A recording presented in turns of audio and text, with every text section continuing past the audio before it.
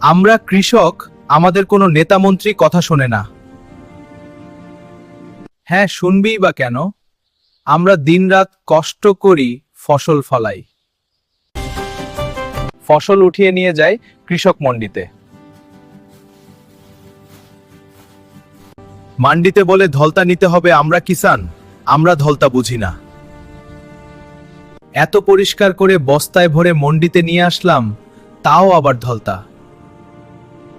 আমরা যখন কোনো সাহারের দোকানে সাহার কিনতে যাই,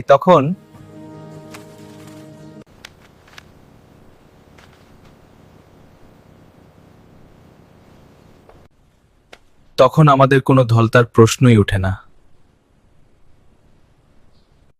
এইভাবে কিষানকে শোষণ করলে কিষান থাকবে আর কি?